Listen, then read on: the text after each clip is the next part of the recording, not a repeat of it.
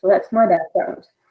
As Mike said, I'm going to be running the presentation today as far as the slides go. As we go through, we will take questions. If you type them in, Art is going to be triaging those questions, and then we'll stop periodically to have those questions answered. And at the end of the presentation, there will be a general question and answer period too. So let's get going. Let's try now. Uh-oh, it doesn't want to advance for me. Mike, any idea? This isn't advancing. Oh, there we go. Okay, I guess it was sleeping. All right, purpose of our training today. First of all, it's just an opportunity to enhance your overall testing and give you some ideas, things you might not have thought of before if you're an experienced tester, if you're a new tester, give you some tips to help you get going. We're going to learn today more about the cycle we're testing on tomorrow, and it should make your life a lot easier with some of the information you're going to get today. And last but not least is if you do well in this cycle, it could provide you with the potential to be added to the Fox core team in future projects. So it's a stepping stone if you perform well. We're going to start with the basics. This is not particular to Fox. This is general bug information. When you submit a bug, your bug is going to need a title. It's going to have action steps. You will have to give expected results and actual results. For Fox, you always have to have additional environment info, and that varies with the cycle. Today, we're going to be looking specifically at what additional environment info you will need for tomorrow's cycles. And then your bugs are going to need attachments. That's just an overview of the bugs. We're going to now look at the specific components of each of them. Any questions so far? No questions so far. Okay, good. Okay, first of all, the bug title. In the NFL streaming cycles for tomorrow, you are going to be looking for bugs primarily in 3 locations. In the live stream, on the live page, on the home page of either the app or fox.com or the test environment we're using, and then on what's called the find page. And the find page will give you a hint. Some of the apps call it a find page. Other ones say, don't say the word, and instead you'll see a magnifying glass, a search icon. So those are the 3 primary areas that bugs will be located in and that you'll be testing on tomorrow. With Fox, they want the location of the bug right here as the first word in your bug title. So in this fictitious bug here, it's on the home page, so the very first word of the title says home, and then I'm going to give a brief description about what the issue is. In this case, I'm saying that the Minneapolis and Detroit game isn't showing up in the collection on the home screen. So it's very simple. We don't want any other information about your devices. We just want you to say, where is the bug and what is it about? Questions so far?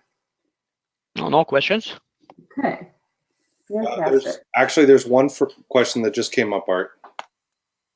Well, what is it?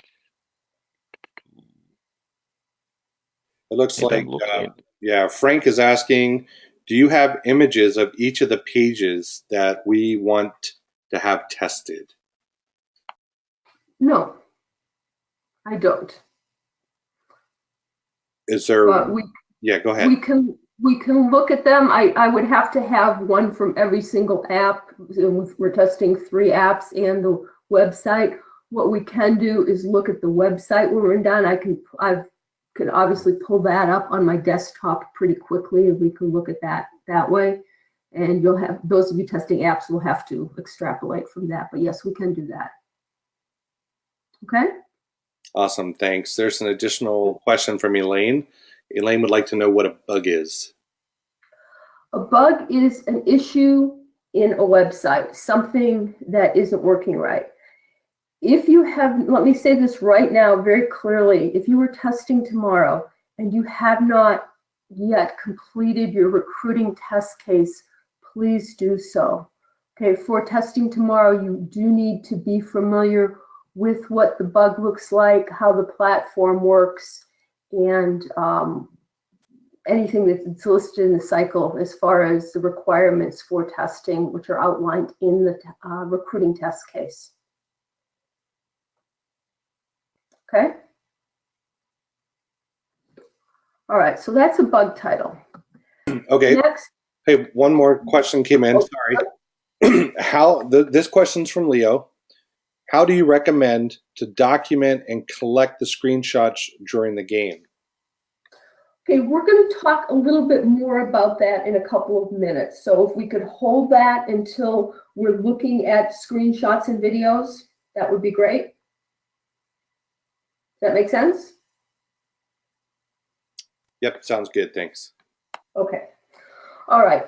The next portion of your bug that you should be familiar with from the platform, actions, results, and error messages. So first of all, the way Fox likes their actions listed, first of all, they have to be numbered steps. We expect a 1, 2, 3, 4 in front of your each step. They are not interested in a long history of how you got to where you are. They're interested in going there directly. So we're not going to say, open the website and click on this button and go here. We're going to tell them, we're going to say directly, open, and then whatever the test URL is. If we're in an app, we're just going to say navigate to whatever page you need to be on. Okay, so it's very simplistic as far as a lot of customers do say open the app and do A and do B and do C and do D. Fox does not like that. They want something very simple such as this. So in this case, we've opened this one to the test environment, or if we're in the app, we've navigated to home. And in both cases, we're going to scroll through the Fox Sports collection. Now, those are the behaviors we need to do to find our bugs. Notice there's not a number 3 that says observe. Oh, I see a lot of bugs coming in, and it may be required for other customers. At the end, you say observe. You know, as far as Fox is concerned, by default, you're going to observe whatever it is you're working on. So skip the observe step, please. We'll ask you to remove it if you put it in there. Under expected results, very simply stated, what are you expecting to see? In this case, I'm expecting that the game that's currently streaming is going to display in the collection. And some of you may be asking, well, how do I know this stuff? Well, some of it you're going to learn from your test case. I've made this up. This is just a totally created one. It's just to show you where the components are, as opposed to how I decided to find this bug. So under expected results is real simple. I want the game to be in this location. What I'm not going to say is, well, you know, I live out in the suburbs of Minneapolis, and in Minneapolis, we're going to watch the Vikings and the Lions game tomorrow. So if I go to the website, I want to be able, that's way too much information. We want something that's just very direct about what you're looking to find. Then when we get to the actual results, we're going to say what we did see. So in this case, I found that the Minneapolis and Detroit game was missing from the collection. Very straightforward again. One thing that's different for Fox is that they are expecting us to put down under actual results how many times you see something. So you're going to say that you reproduce this issue 4 out of 4 times, or 3 out of 3 times, or 2 out of 7 times, whatever the numbers are. You're going to list information about how you can reproduce the bug. And lastly, the error message field. A lot of times you write no error message or NA. Fox wants that field blank. If there's no error message, please enter nothing in this field. Okay, I'm sure there's lots of questions. Yes, there are a few here. How do you recommend to documenting and collecting the screenshots during the game? Asks Leo. Okay, we're going to look at the screenshots and the videos in just a minute. We'll talk about that shortly, if that's okay. That's coming up in a couple more slides. Okay, perfect. There's another question. In what situations do you recommend putting precondition steps in the action performed sections? Sometimes I get told to include precondition actions. For example, a user is logged in, a user has already registered, device location / permissions enabled, etc., before the actual steps to reproduce. Other times, it seems like it's okay not to include. This is a question from Wu Sol Cho. Okay, that's a good question. Probably the one precondition you would be stating here, if we were doing a different bug than the one we're showing here as an example, and that would be related to live streaming. If you're going to actually watch the football game, if you're live streaming the football game, you have to have logged into your TV provider. So that would be a precondition you could list. Step 1 says previously logged into my TV provider. Okay, because you do have to be logged in for that. So rather than what you don't have to do in the bug is walk through the steps of logging in, you just state that you were previously logged in. One more question comes from Sardor. The question is, what's the recommended number for reproduction? Is it 4 times? Would it be 4 out of 4 or? It depends. Something that's real simple, the example we're looking at, 3 or 4 would certainly be sufficient. We don't expect, 50 out of 50 in most cases. There can be conditions where it would be 1 out of 1. An example of that would be related to the live streaming. If you're sitting there watching the football game on your screen and all of a sudden the audio disappears on you, you can't go back and reproduce that. You're watching a live game. So that would be an example where your issue is reproduced 1 out of 1 time. Mainly in live streaming, we're talking about 1 out of 1 time, anything in live streaming. Not necessarily on the live page, but the actual streaming event. Okay, one more question comes from Makini Diaz. Hi, I'm hearing impaired. Where can I turn on the closed captions for this webinar? Is this possible? I do not know. Yeah, I'm sorry. I don't know that it's possible in the actual webinar, but you should have that option, audio option, on the settings of your computer.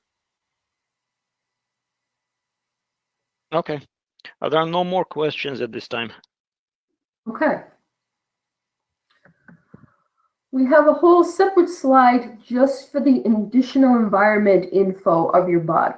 And notice that this is required for your bug. If you don't complete it, we're going to send your bug right back to you asking for it. The format's slightly different for web versus app.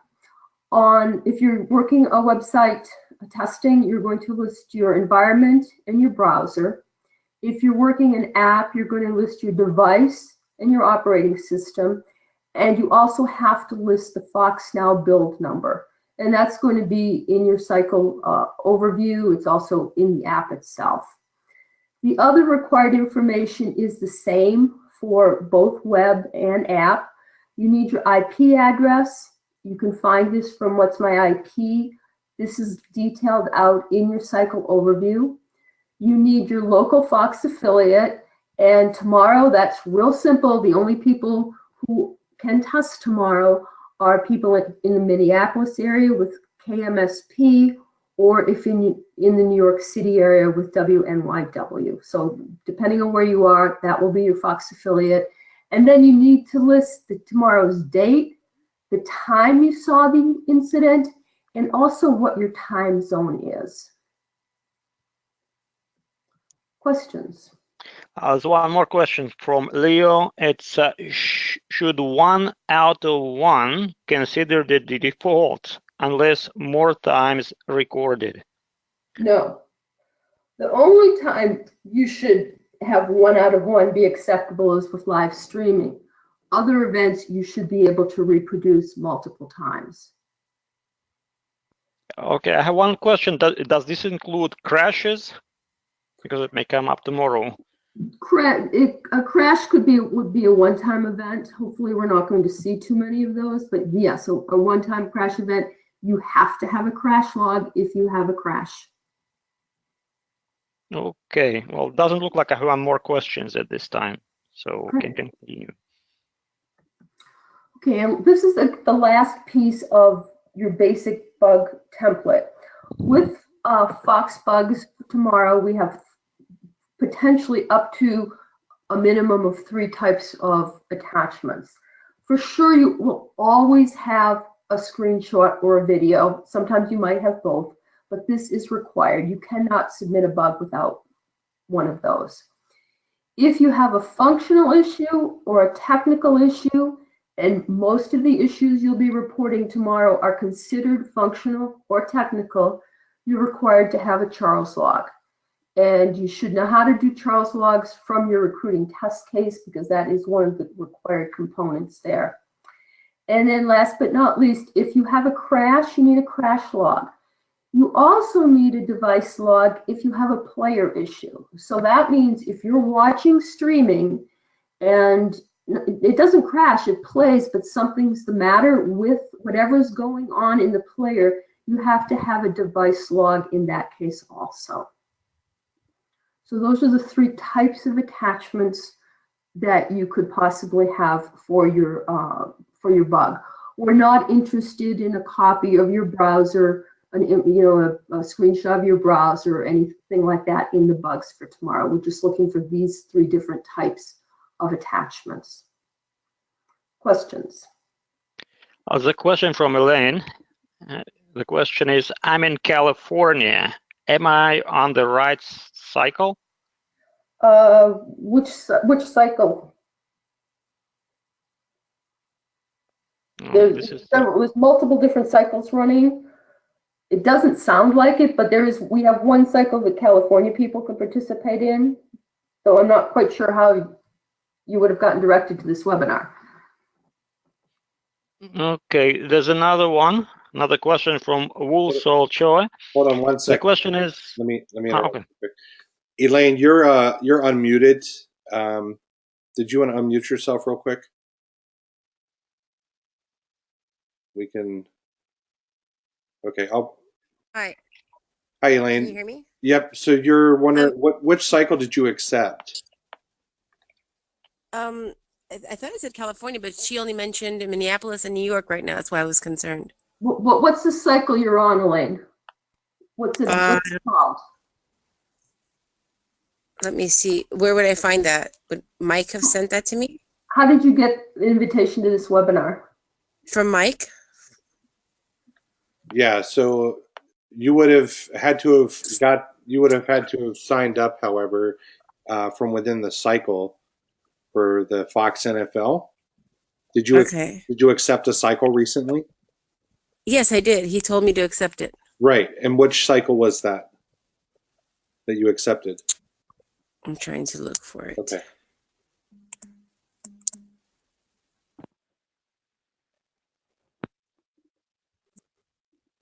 So why don't I have John communicate with you in chat, and then we'll go ahead. I'm going to put you on mute, and then we'll carry on with the presentation. No problem. Art, you said there was one more question? Yes, actually 3 more. So the first one is from Wu. It is, what is the difference between a device log and a crash log? Can't a crash be captured in a standard Android Studio device log too? Yes, that would be what you need for an Android bug. That's correct. There's another one from Ida. A question is, for device or crash log, what logs are you specifically looking for if streaming on my computer? Okay, I'm going to refer you to the cycles. If I'm not mistaken, we have attachments in the cycles on how to capture device or crash logs. We're not covering that in the presentation today, but there are links in the cycles for this. And a question from Frank. It's about crash logs for web cycles. Does crash log for web cycle the browser console log. Actually, is it the same thing? Frank, How it sounds? the web cycles aren't requiring crash logs, just the app cycles. Okay, so the question is it the same thing as the browser's console log? I guess Web the only place we could get information would be from the console, yes. There's no other extraneous location for that, as to my knowledge. Okay. Okay, so there are no more questions, well, other than Elaine saying that the cycle is 156712. I have to look that up. I don't know the numbers by heart, so I'm gonna have to look that up. Yeah, you can go ahead and keep going. For now, Cheryl, John's going to reach out to her. Okay, all right. Okay, screenshots. That's the first one of the types of attachments you may need to put up. We've got two of them here on the screen. This is a nice, pretty picture that I captured off my phone. This is a picture that's I've marked up, and this is an okay attachment, just showing where the issue is. A better attachment is one that you mark up, you annotate, you're going to show the customer exactly what's missing and where you expect it to be. So back to our fictitious bug about the football game being missing. I expected right here to see the football game, and I even want to spell out that the Minneapolis-Detroit game is missing. So this makes it very clear to the customer. They can see very quickly what your bug is about. So we strongly recommend that you annotate screenshots. It improves the value of your bug to the customer. Also very important, your screenshot needs to be right side up. If you're not sure what that is, we're going to look at it next with videos. But that we're going to send your bugs back if you don't have right side up screenshots. How do we take screenshots? Personally, I use Jing. I've been using Jing over here. I'm not sure if you can see this little star on the right side of my screen. That's my Jing icon. And I use Jing to capture screenshots and to mark them up. And I use Jing to do this right here. There are other tools out there. I think ShareX does it, right, Art? Yes, absolutely. Yeah, so there are a lot of different types of tools. You can also look on the UTEST University. I know there's lots of tools listed there for you to use. It's your choice what you use. The only thing that won't be acceptable is if you decide you're going to take paint and you're going to manually scribble something on your screenshot. That would not be acceptable. We expect whatever captions you put to be typed. Other than that, it's your choice what you use to mark up your screenshots.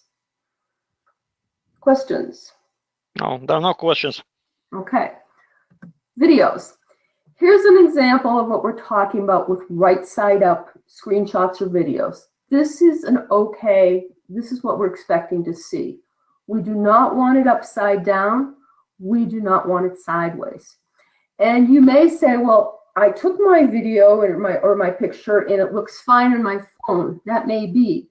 But when you upload it to the platform, there are certain parameters that control how it displays in the platform. So after you upload it, take a look at it. Make sure it's right side up. If not, you need to play around, practice with your phone on how you can upload a screenshot or a video in the correct orientation. And that's something you can do between now and tomorrow. Make sure you notice on your phone what direction it's being taken and how does the platform treat that when you upload it. Okay, so right side up is first of all. Trim your video if needed. There are lots of tools, some right in the tool itself, otherwise you can use a third-party tool to trim your video. In most cases, we're not looking for 10-minute videos. If you've got an issue that shows up for 15 seconds, I sure don't want to watch your 10-minute video to find out where the issue is, and the customer doesn't either. So trim your video down to the section that applies to what you're showing. Tomorrow when we're live streaming, if you're looking for something in the live stream itself, you're going to have to run the video to capture it. You can't go back and rewind the live video to find something. So you can capture as you go along and then periodically stop, make a new video, and then trim the video if needed. Tomorrow, with our videos of live streaming, we need audio. That's been a big issue with our recruitment test cases. People are turning in silent videos. If we're watching a football game on TV, we expect there to be audio with it. So make sure whatever video that you take has audio, and make sure you can hear it. I've had some show up in the recruitment test cases where I turned up my computer's volume as loud as it could go, and I still couldn't understand what was going on in the video because the audio was so low. So you need to be able to hear it. Also very important, no extraneous video. That's the reason we asked you to mute yourselves for the webinar today. If your kids are running around playing in the same room as you, we don't want to hear that on the video. We certainly don't want to hear the football game on your TV broadcasting at the same time your live streaming is. First of all, they're not going to be in sync, so that's going to be slightly problematic. So watch what's going on if you're using, say you're capturing video with your phone's going to pick up whatever's going on in the background. And listen to you. After you take a video, I always watch and listen to my videos before I upload them to the platform so I know what I'm giving to the customer. And most important, videos will be accepted in two formats. They either need to be MP4 or MOV. Those are the only two formats that Fox accepts for videos. And one thing I did not mention, when you're taking videos, you need to be taking the video in the customer's platform. I've seen some videos come in where you're starting out in the UTest platform. Fox has no reason to see UTest platform in your video, so you should only be on their website or in their apps. Okay, stop for questions. There's a question from Ada. It's what tool do you recommend for capturing video on computer? And Leo asked that earlier, and I just realized right as you asked that I'd forgotten. Again, you can use lots of different things. ShareX is one of them that can be used for screen captures. I use Screen-O-Matic.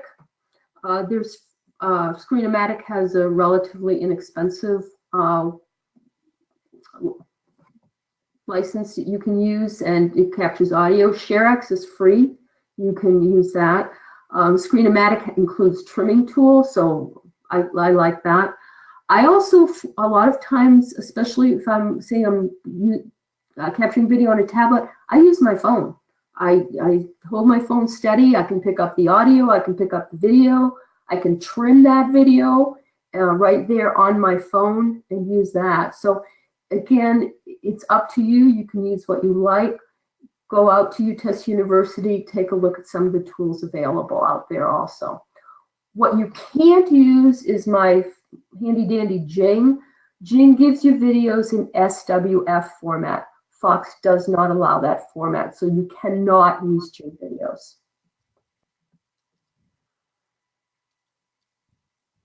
Other questions, Art? No more at this time.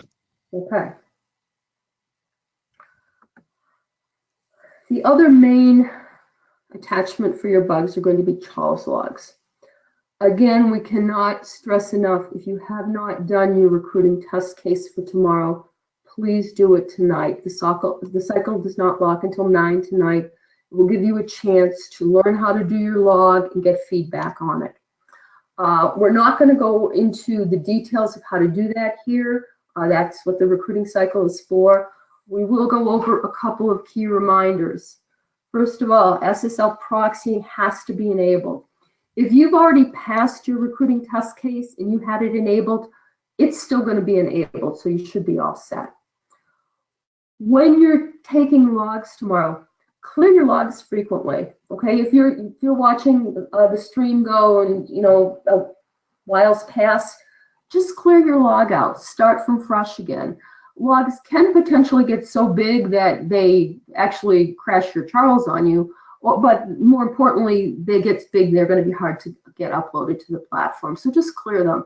You can leave Charles running right up at the top of the window. There's a little broom icon. You just click on it and it erases your log and it starts from 0 again for you.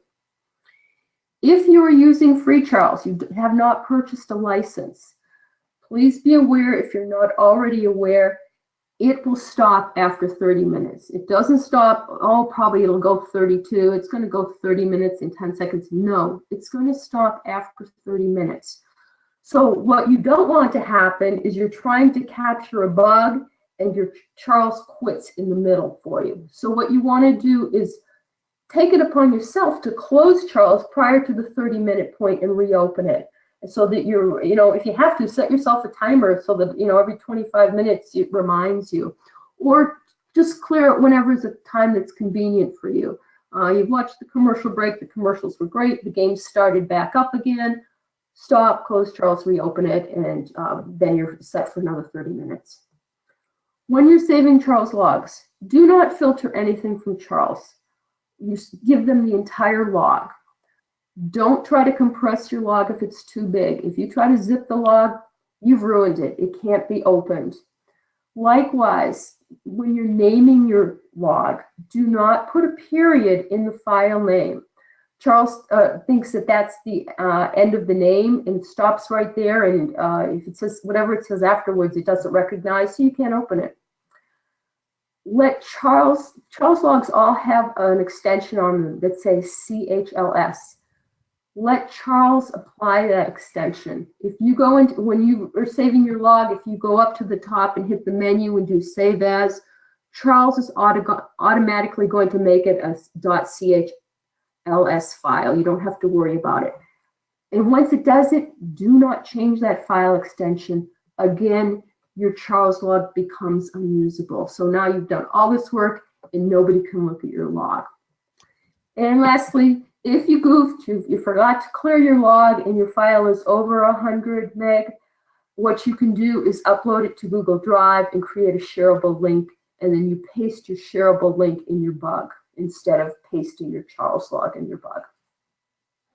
Questions? Actually, two people are asking about the screen recorder and whether it's possible to post a link to it somewhere in the chat. Actually, I did it already here in the answer. It's for ShareX and Screencast-O-Matic. Then the next question is, it's coming from Jaden, and the question is, do we need to purchase Charles Proxy? The demo I downloaded has a 30-minute limit. It does have 30 minutes. You can use the 30-minute version, the free version, if you like. I used it for a long time before I purchased Charles. If you're planning on doing live testing a lot, you need to purchase Charles. That I would recommend that, but it's up to you. You don't have to. We can't force you to purchase it. You can get by with 30 minutes. Somebody needs to mute themselves there, please. Oh, Jennifer. Jennifer, can you please mute yourself?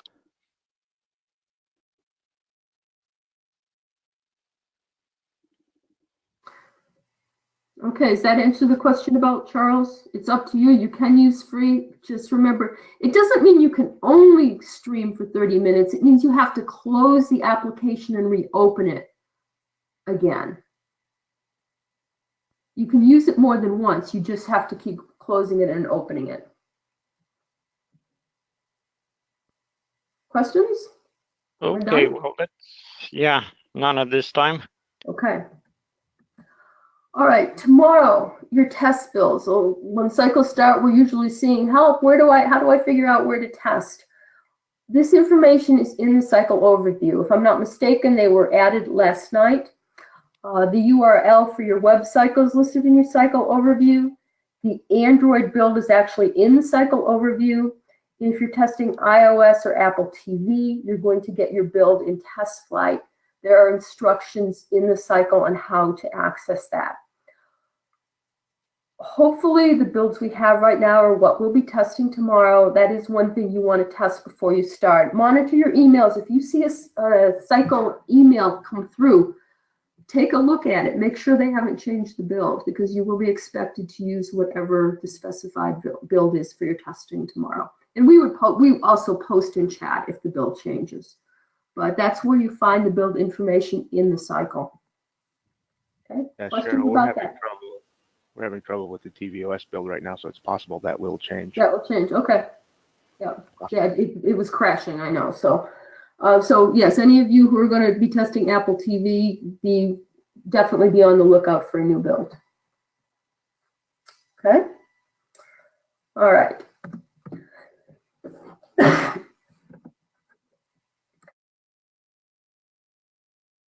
Excuse me. Okay. Tomorrow. Think about it like you're going to the football game. You probably want to plan on getting there an hour ahead of time. But for testing, it's for a little different reason. You want to begin preparation for testing, and you also want to run your pregame test cases. So check your devices. Make sure your daughter didn't walk off with your iPad and go over to her friend's house. Make sure your build's current, like we were just talking about. Make sure Charles is running. Turn Charles on. Just make sure it's capturing traffic. Take a look at the cycloscope again. Okay, it can never hurt to review it. You'll find something you didn't notice before. So that's a good thing. Check the out of scope items, and specifically, you want to check them when you're filing a bug to make sure you're not filing something you shouldn't be. Look at your test case. Strongly suggest that you open TestRail today. Become familiar with it. Look at your link. If you're running a test case in TestRail, make sure you understand what it's about. We're actually going to look at TestRail shortly, but there's a lot of stuff there, and so understand what your test case is going to ask. And at the 1 hour prior to game time point, if you cannot access your test environment, speak up. Tell us immediately. That happened last week. One of our Android build last week was bad. We didn't know we had the incorrect build. Someone spoke up in chat, said, "Hey, I can't open this." We got jumping on it. If you don't tell us you can't open your test environment, we're not going to know. So please let us know. We ask all during testing tomorrow, please monitor chat. We can't force you to, but it's going to help you, and it's going to help us. We may find some new information that we want to pass on to you. Chat's our only way of doing that. You may get tips for bugs. Sometimes we say, hey, we've heard that your screen has green spiders walking across it. Could someone log a bug for it? And you weren't looking at your screen at that moment. You were in your test case, and you get that bug. So it's a good idea. It can help you if you monitor chat. And sometimes things change. We may ask you for something different.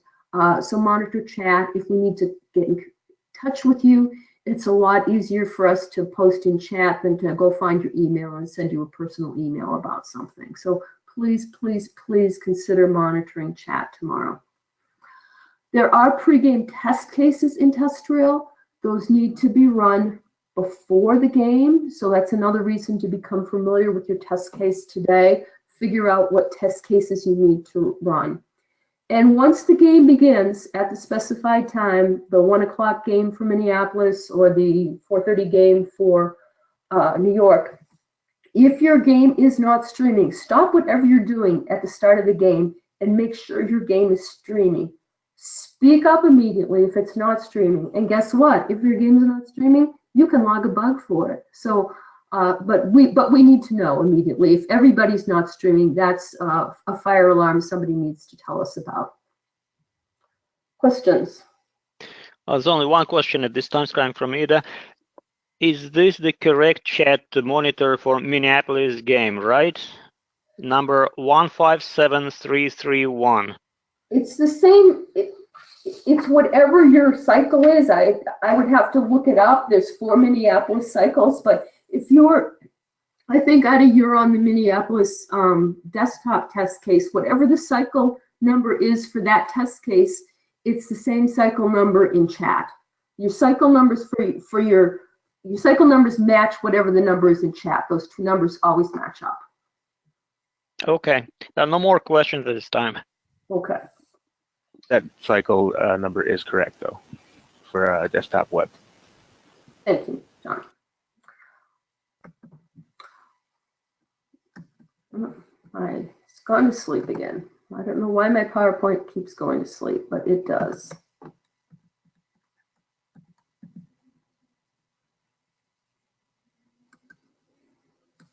There we go. Okay. As we're working on moving through this, I just want to remind everybody that once the presentation is over, we will have a few extra minutes for some Q&A. So do feel free to stick around for just a few more minutes. We won't be able to stay on too much longer, but we want to be able to give you an opportunity to ask additional questions. Thanks. Go ahead, Cheryl. Okay. If you're filing bugs tomorrow, you're going to file bugs usually either because the requirements in the test case are not being met in what you see in the app or the website. So you're going to file that discrepancy, assuming it's not already a known issue, or you're going to file an issue related to live streaming. When you file a bug, follow the mandatory bug template. We went through what's expected in your bug earlier. If some of you don't know there is actually a template you can save in your bugs. So the information about what device you're testing on, your IP address, the date and time, what your affiliate is, you can type that in once and then save it as a template in your bug, and it shows up every time. You don't have to retype it every time. So that's a real handy tool to use. You can play around with that ahead of time. You could do it right now and put that information in there. As long as you don't shut down the platform or clear your browser, that will stay there for you. So it's all set to go. So do that ahead of time. It saves you time when you're writing your bug. Make sure that you include all your required attachments. Also verify that they uploaded. One thing that you might not know, say you're in the middle of writing your bug and you've put your screenshot in your bug, and then you stop and you go move your screenshot somewhere, you delete it because you think you're done with it. Guess what? It's not going to get uploaded to the platform. So until you actually hit the submit button for your bug and that bug is fully uploaded, don't try to delete your attachments or move them around, because they end up being missing from your bug. And we're going to come back to you and say, hey, you forgot your screenshot, or you forgot your Charles log, where is it? If you have to go back and re-upload it, the platform has this fictitious non-existent screenshots there, screenshot number 123, and you try to re-upload screenshot 123, you can't. It doesn't let you upload something with the same name, so you have to give it a different name. So it's it can get a little tricky. So make sure your attachments get uploaded. Don't move them around while you're doing your bug. And once they're up there, go back, take a look at your bug. Your bug's still there on your screen. Just scroll to the bottom of the page, make sure the attachments you think are there are actually there. Because sometimes they do disappear. It's happened to me more than once. They just vanish into thin air. Not usually, but once in a while that does happen. And also, don't try to do any placeholder bugs where you think, oh, I got a couple things I'm going to file. I'm just going to skip the attachments and I'll come back and do them later. When you submit your bug, all the attachments need to be there from the beginning. We ask that you monitor your email tomorrow. And the reason is, if we need more information about your bug, we need something changed, and you have chat turned off, there's no way for us to get a hold of you. But whenever we ask for information about a bug or a test case, it always, 100% of the time, sends you an email to let you know that we're looking for something. So keep an eye on your email to make sure that we haven't asked for something about a bug that you're filing. And if you do get one of those requests, please respond immediately. Until your bug is complete, we can't send it to the customer. And during the live streaming games, we are actually giving the customer as real-time input as possible about the issues that we're seeing. So we can't send that forward. it also helps the impression you're making on us about, can you follow directions? If we've asked you to do something, can you do what we've asked? And if your bug is really bad, it's going to affect your rating, whether it be in the value. You could possibly get a did not follow instruction value on your bug if it's really bad. You could get a low integrity rating. So please follow all the requirements in the bug template. And last but not least, just a reminder, if you're filing a bug, make sure you check the known issue list that it's not a duplicate. The list isn't that long. It shouldn't take you very much time at all to look through it. Questions? Actually, there are two questions coming from Gerd Prade. Why is Charles more preferred by the customer than Fiddler? And the second one is, what would you be able to show us a quick example of saving Charles log? I can probably do the latter.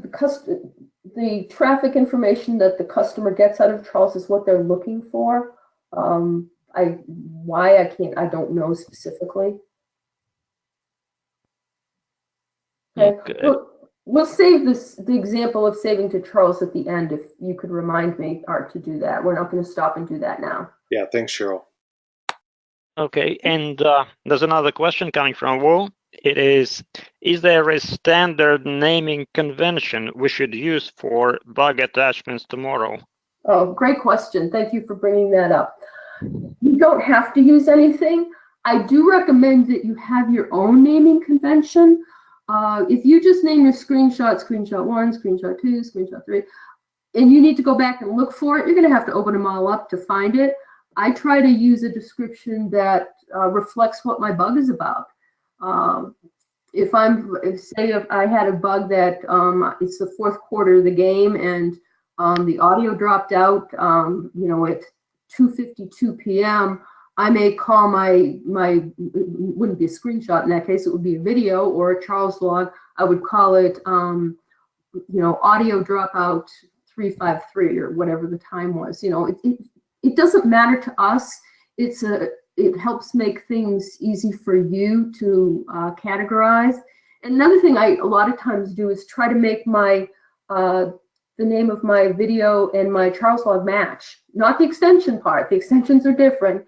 But my video will be an MP4, my Charles will be a CHLS, but the front part of the file, a lot of times I make them the same, and then I know what goes together. You can do the same with your device log too. Does that answer the question, Moo? Yeah, hopefully. Okay. I also added that many programs, e.g. ShareX, put an automatic timestamp in the file name. So that can be very helpful. Another question here is, should we file bugs during the live stream, or should we wait for the end of the game? Thank you. It's coming from Vera. You should be filing your bugs as you go along. The ones you have to file during the live stream is if it affects live stream. If live stream goes down on you, that's a bug that needs to be filed right now. The customer is looking for that information. They're looking for the log. They want to take a look at it to figure out real fast how they can prevent it from happening again. So, ideally you're filing the bugs as you go along, but absolutely you have to on the ones regarding streaming. There's another question coming from McKinney. It is, what is the max about the files or videos are we allowed to attach for a bug reporting? The platform limits you to 10 attachments. It's rare for what you're testing tomorrow. There's no way you would need more attachments for a bug. Okay. In most cases, you're going to need 2 or 3. Okay, I will add this. We'll add this answer in typing. And there's another one coming from Xiaomi. Xiaomi, sorry. If we find a bug for a particular device, should we compare it with known issues from all the other OS environments, Windows, Apple, Android, or just for that particular device? Your known issues list only is for the cycle you're working. If you're filing an Android bug, you only have to look at the Android known issue list. If you're finding a web bug, you want to look at the web known issue list. So only in the platform that you're filing the bug for.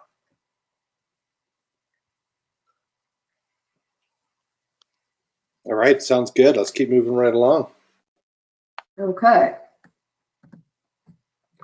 Okay, we're going to look at the test case next. A lot of you are not familiar with TestRail.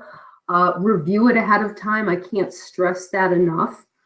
Your TestRail link, so you say, well, how do I know where this TestRail is? If you've signed up for a test case, the same place where you signed up in that slotting document, to the right on the same row is your link to test case, to your TestRail test case.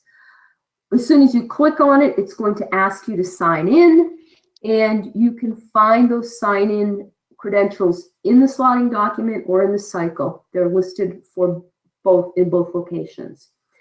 You also want to check your URL after you open your TestRail link. In that slotting document, the links are really sensitive, and you think you've clicked on your link, but by mistake you clicked on the next person's link, and by mistake you're filling out their test case. They're going to be screaming real loud in chat saying, hey, someone's running my test case. And that's another good reason to have chat open, so that you can be aware of situations like that. So here we've opened up, this is actually TestRail, a picture of it. And if you see right at the top here, this is your TestRail URL right here. So when you click on it in the slotting sheet, when you open it up, it should match. This is what you should have clicked on. If it's not, no problem. Just close it. Go click on your link in the slotting document again. If you're not sure if you're clicking on the right link in the slotting document, if you hover over that link, it's going to pop up. There's going to be a little pop-up that shows you that number, and make sure the number matches. And if it does, click that little pop-up and you'll be in the right place. So this is what TestRail looks like. Some of you are saying, yikes, I've never seen this before. That's why I want you to look at it ahead of time. The top gives you a summary of the overall status of all of the test cases in TestRail. This one obviously hasn't been started, it's at 0. And then down here, all your test cases are listed. They're stacked one on top of another, and you're going to open each one to find out what you have to do. One thing I want to note, you'll see right here, sections and filters. Do not click on those. You can say, oh, I want to click and have it so all my failed test cases are together, or all my test cases that I haven't run show up together. Well, that's wonderful for you, but guess what? You're changing everyone else's test case too, and they may not want that. So the standard rule is you leave the test cases in the order that they're showing up here in your test run. Okay, questions about this page? We have one, but it's not about this page. It's about something else that you said earlier. It's about, well, Frank is asking that earlier you said that focus was on the find function. I see nothing with that label on the test website. Is it the same thing as search magnifying glass icon? Yeah, I think I did cover that. In the website, it's called Find. In the apps, there are icons with the magnifying glass for search, yes. Okay. Sure. What I would like to do is I'd like to go ahead and get through the remaining slides, and afterwards we will take the remaining questions. We've only got a few slides left, so let's do that first, and then we'll do a follow-up on all questions. Sounds great. Thank you. Okay. When you open up a specific test case, actually, let me go back. So here's my test cases. So I'm going to click on one of these. And when I do so, it opens up the details for the test case.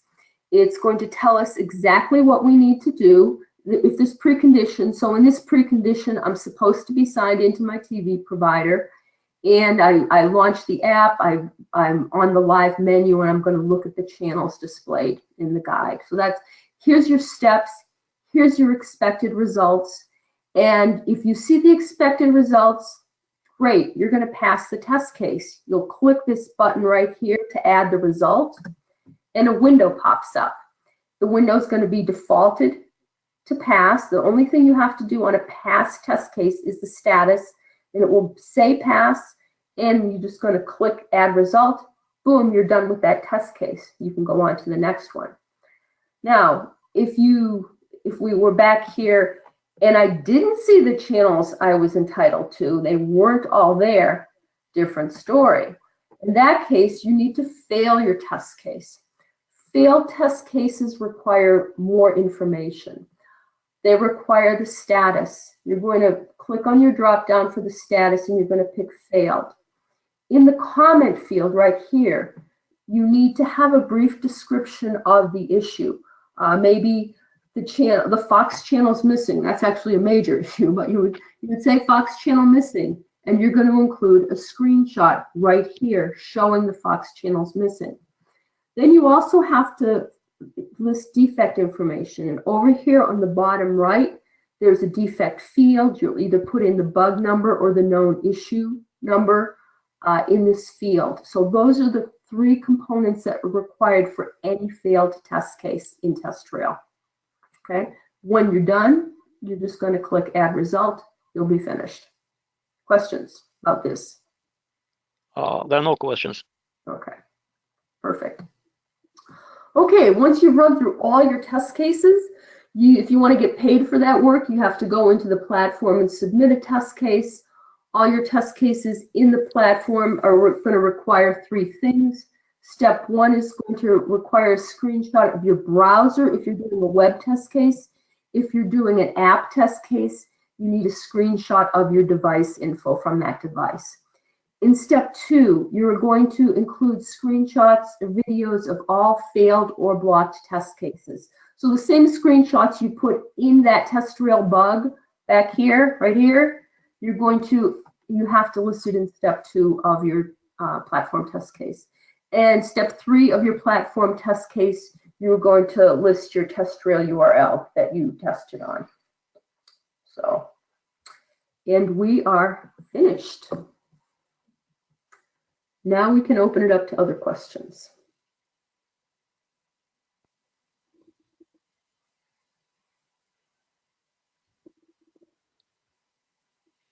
Okay, we have a question coming from McKinney Diaz. It is, what is blocked test case? Okay, a blocked test case is something that you can't run for some reason. You can't get a pass or a fail on it. I'll make up an example just for the sake of simplicity. Say you were asked to look at the color of the items in the menu, and they're supposed to be purple, and or they're supposed to be the links are supposed to be purple. Well, it turns out the links are all missing, so you can't test that they're purple because they're not there to start with. That would be an example of a blocked test case, something that can't be tested for some reason.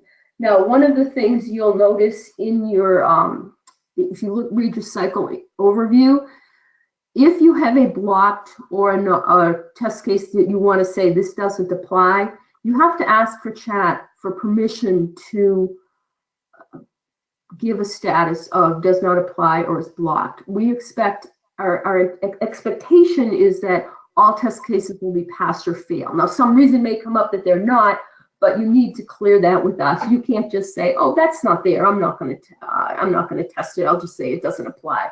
We know what's there and what's not there. So please ask us. If we don't know, we need to be made aware of it. So ask us about it.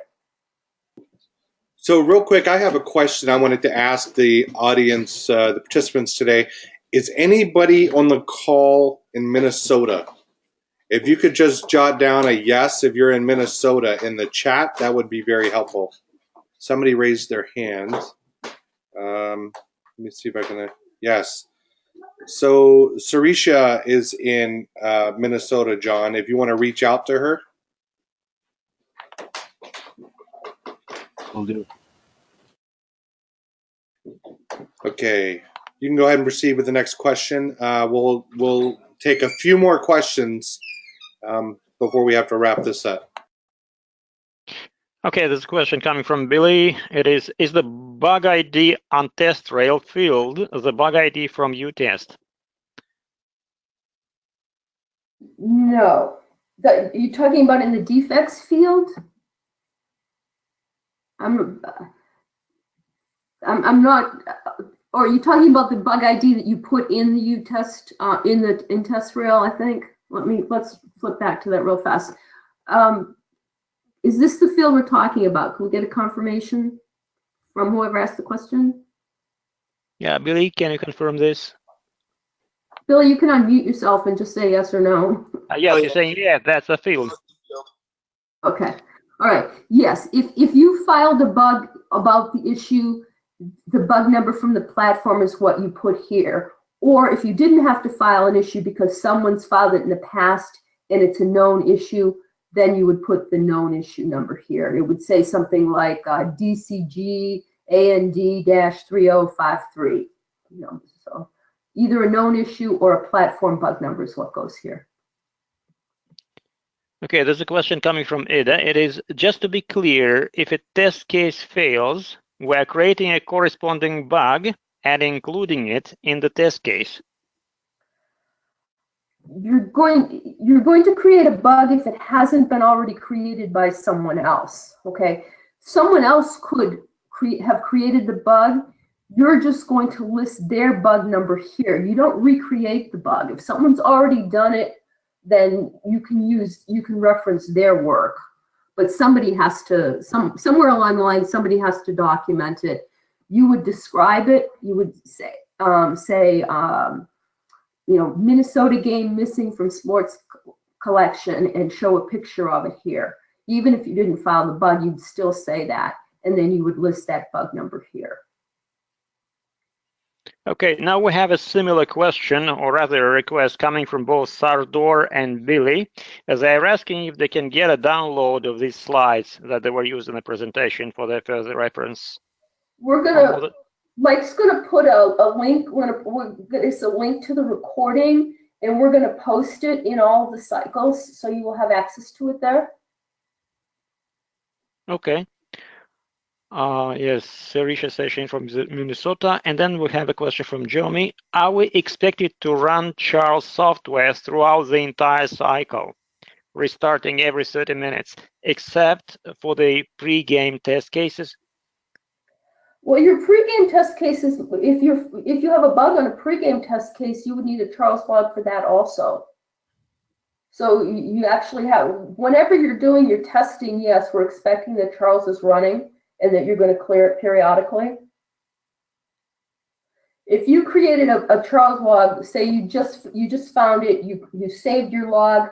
As soon as you've saved it, clear it out right then and there. Don't say, once you've saved a log, always make it your policy to clear your log at that point. Okay. Yeah. Then we have another two posts from people from Minnesota. Sirisha and Rupa is also from Minnesota, and Sirisha wanted to ask something. She was asking if it was possible to unmute her. I've got her unmuted. Okay, so I have a quick question. Like, I bought a new Apple TV, and do I need Mac system for connecting my Apple TV and watch that Fox on my laptop, or can I use my Windows machine? You're talking about for Charles log? Yeah, Charles log, and okay. You cannot collect Charles log on Windows with an Apple TV. Okay, with Apple TVs, if you do not have a Mac, we are allowing Charles log not to be included, but that's very specific to the Apple TV cycles. Okay. Okay, so. Go ahead, Oh. Tricia. So I have to watch that Apple TV on my TV, and then I have to find the bugs on that Fox app. Am I correct? Correct. Yes, you're gonna hook up Apple TV, and then you can you watch Apple TV on your television set. Okay, got it. So Frank's got a good question. If he sees a duplicate reported, but it happens at a different time, is that out of scope? Nope, that's what I want. I'm glad you brought that up, because that was one of the things I was going to talk about. If your duplicate relates to live streaming, so say Frank, you saw the audio disappear at 1 o'clock tomorrow, and you filed a bug on it. And a half hour later, Elaine sees the audio disappear. She could file a bug on it. Or if you saw it a second time, you could file a bug on it too. With live streaming, every time an event occurs, it can be refiled. Now, if you both saw the same issue at 1 o'clock, only one of you can file it and the other has to +1 it. But if the issue continues, happens periodically throughout the stream, each time it happens, that's a repeatable event. Likewise, now your games tomorrow is a little different because the New York game and the Minneapolis game are at 2 different times. But some weekends we're testing a game at the same time. The Minneapolis game and the New York game might run at the same time. In those cases, each game is its own set. So something you see happening on a Minneapolis game is not a duplicate of something that was seen on the New York game. So, but this is very specific to live streaming, where the same issue may get filed multiple times, but it's at a different point in time. We have a question from Gregory. He's asking where to put the evidence, like screenshot or video, of a failed test case. Should he upload it to TestRail or to platform or to both? Both. You're gonna upload it in TestRail right here in this field, okay? And then in the platform, you're gonna upload it in your test case results. And if you filed the bug, you also had the screenshot in your bug too. So you could potentially have it in 3 places. Okay. Next question is, I might have missed this, but is there a specific format for screenshots? No, they shouldn't be too gigantic. One nice thing to look at your screenshot, and I actually saw this in a lot of the recruiting test case.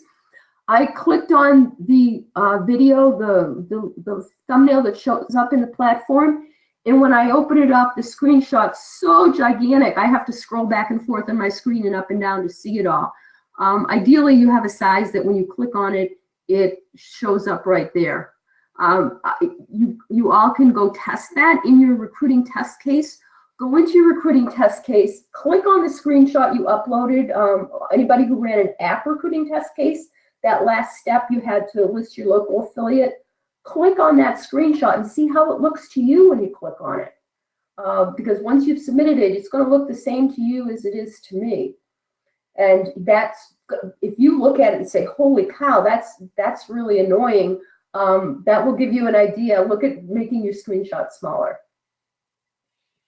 Yes, actually, yesterday on triaging test case, I also saw one very small attachment where I couldn't read anything. Everything was just blurred out because of poor resolution. So yes, it's a very good idea to take a look after an upload.